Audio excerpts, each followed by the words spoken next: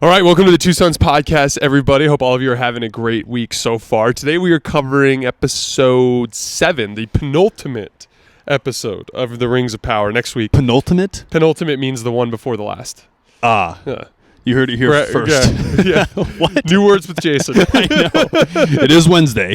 Well, maybe Friday. Who knows when we're going to release this? Yeah, whatever day we release this. So next week is this coming Friday, which will be very close to where this is released. And Rings of Power fans, I apologize that these episodes have been coming out like so close to the next episode, but it's this guy's fault. And it will no longer be his fault soon because he's going to have a new gig where we'll have better availability. And it's going to be over. Yes, exactly. So I won't be able to be late. Exactly. So anyway, this was the penultimate episode of Rings of Power. Lots of stuff happened. We did have, it was funny because we had a comment under our last video, one from your brother and then one from somebody else, who said that their new theory is that Halbrand is Sauron. Yeah.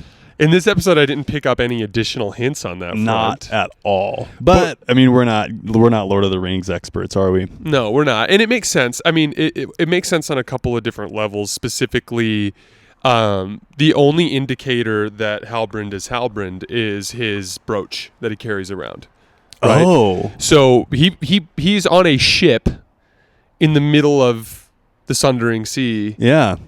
With nothing but a brooch, and Galadriel sees the brooch and goes like, "Oh, heir to the Southlands." Yeah, that's a good point. So that makes some sense. So there's that, and also maybe he just goes evil. Yeah, too. Maybe Halbrand is Halbrand, and he's just about to go evil.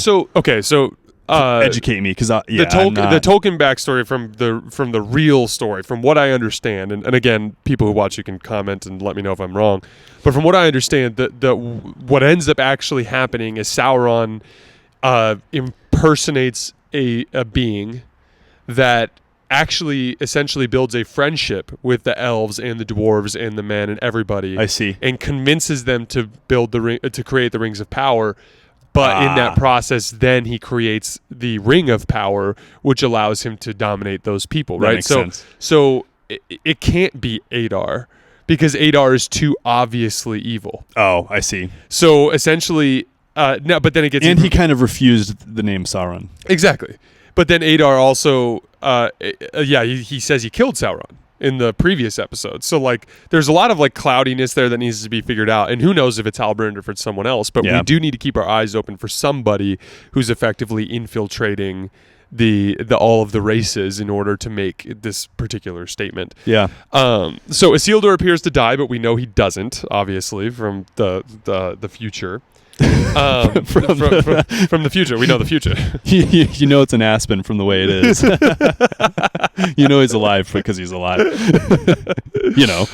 The queen goes blind. Yeah.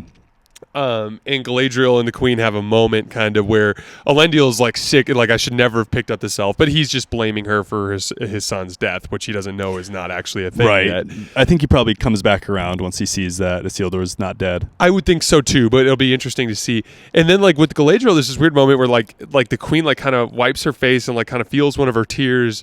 And it starts really negative with this, like, do not waste your pity on me, elf. And you're like, ugh. But then suddenly it's like, because we're going to war together. you're like, whoa, that took a left turn, I know. And then, but what's weird is they leave then, right? Yeah. And then Galadriel's talking about, whether or not she thinks that they're going to come back, and she says most definitely. Yeah. But I could see that getting really, really messy once they get actually back to Numenor.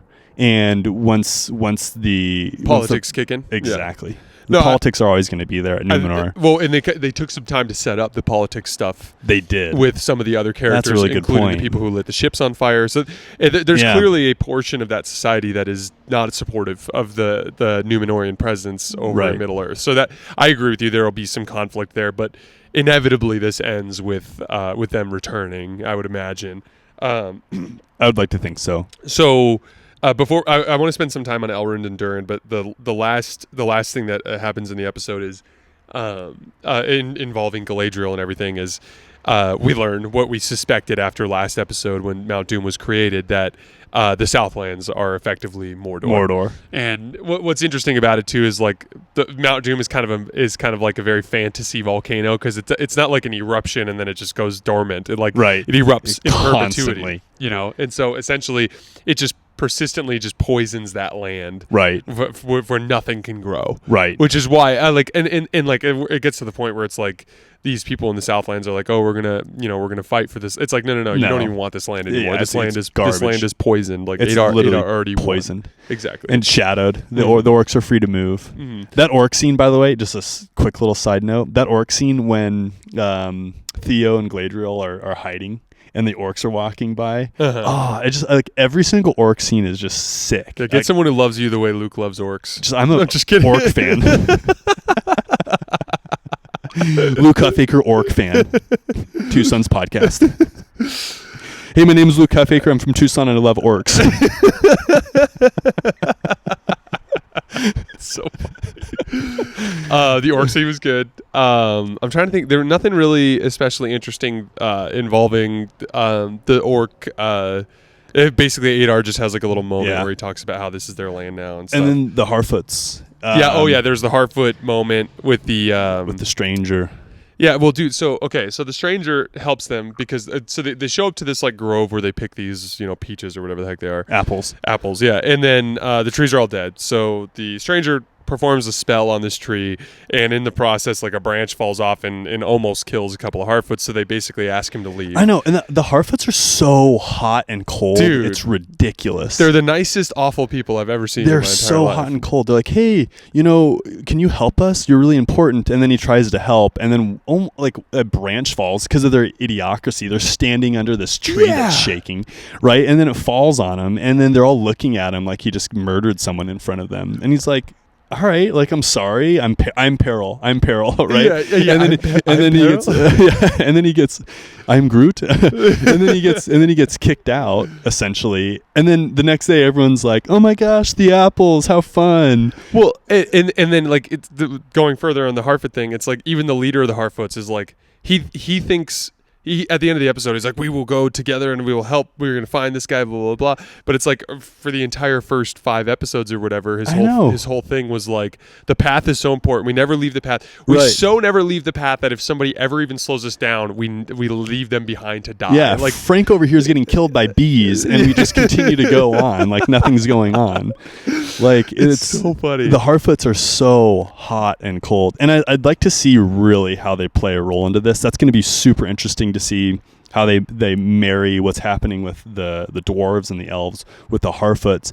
Do you think that happens even this season? I would imagine that the season finale will have some sort of tie-in, but I think that the Harfoot storyline is more to introduce us to the stranger himself, right, and the 3 evil witches, which Eminem turns out to be a female. I think I don't know. Eminem's a female. Eminem's a female. The first action that we see Eminem do is just destroy everything the Harfoots own. So they're clearly bad. Jason's like, I don't know. I think the Eminem character could be like, actually, he could be really nice. He could be really nice, even though it's a she. There's an upside. Clearly evil, with frosty white tips and frosty eyes. Well, and completely unnecessary. So first of all, these people clearly have the ability to teleport. So there's that. That was cool. The Harfoots are completely a non-threat to them, and they just decide to maliciously burn all their homes down for no particular reason at all whatsoever. Like they're clearly very evil. Oh yeah, there's no doubt.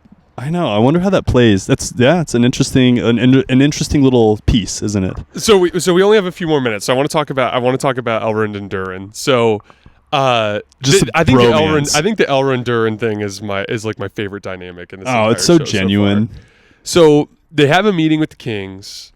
The elves make a very generous offer, 500 years of access to their wood, which is presumably one of the most valuable resources in all the land because it's these elvish trees that are probably super strong or whatever. Right. And all of the dwarven elders are like this is a great idea. Right.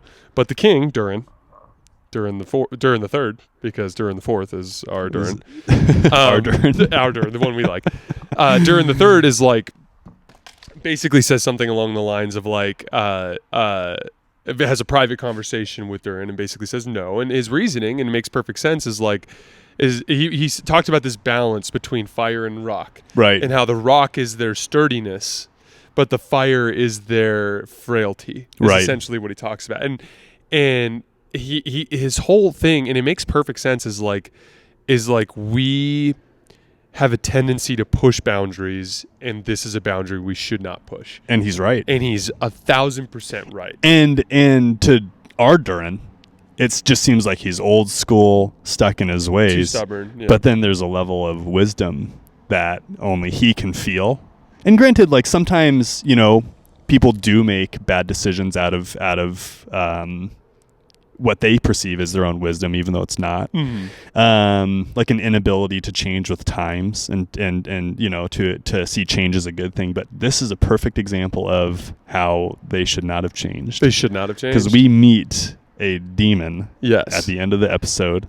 And yeah, that scene was super cool. He's in the depths of that chamber, right? Yeah. But really, if you think about it, he's not really that far. He's not. And I wonder, that was one of the things I was thinking, is how quickly is he going to kind of rear his ugly head? Because so basically, Durin's upset, goes back, tells Elrond that he can't. Right. Elrond, they have a goodbye moment.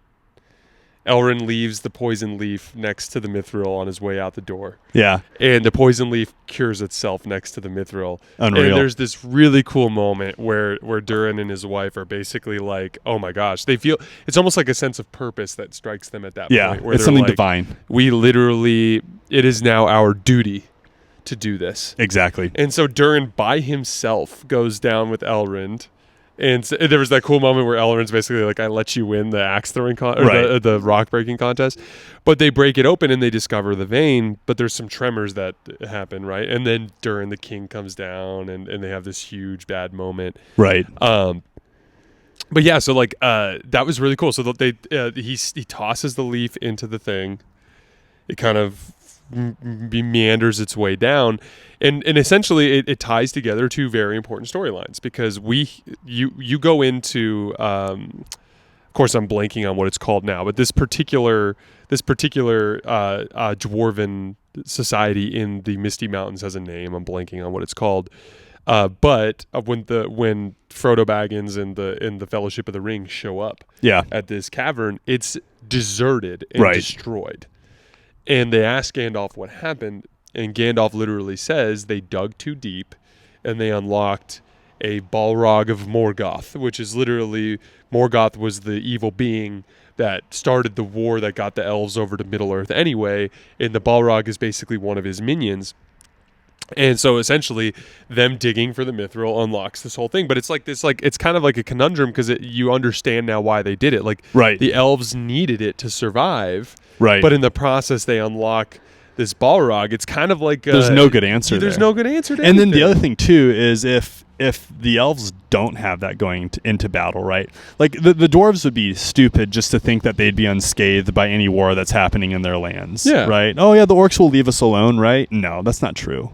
They'd get scooped into it anyways, whether they helped with the mithril or not. Mm. So I mean, like, ultimately, the right choice is to go down swinging, help the elves with getting their mithril. You can, and that's the cool part about it, is like you understand why Durin is taking such a hard line on this, right? And you understand why he's looking at his father like, how can you not see? Right. Like, how can you not see? Right. But like at the same time, answer. you totally understand where the king's coming from as well. Right. Like it's just it's gonna be really interesting to see what happens on that front. Essentially, fate was written. Yeah. No matter what, it was fated. Yep. It was fated, and for whatever it's worth, I mean, the Balrog messes up I keep like getting like the name of this cavern like on the tip of my tongue, and then I can't think of what it's called. Of course, I'm no help. I'm just sitting here smiling over there, at you, just enjoying the weather. Misty Mountains cavern. But for what it's worth, the Balrog messes up that particular society. But like, there's other dwarven mountains, and because Gimli comes from one of them, and also like the Balrog never ventures outside of that. And also Gandalf ends up killing him at the end. So true. Yeah. True. But yeah, I think that's about it for this episode. Yeah. We're gonna next week is the season finale, so we'll be getting to that as well. As always, we sincerely appreciate your guys' support, and we will see you next week. Thanks a lot.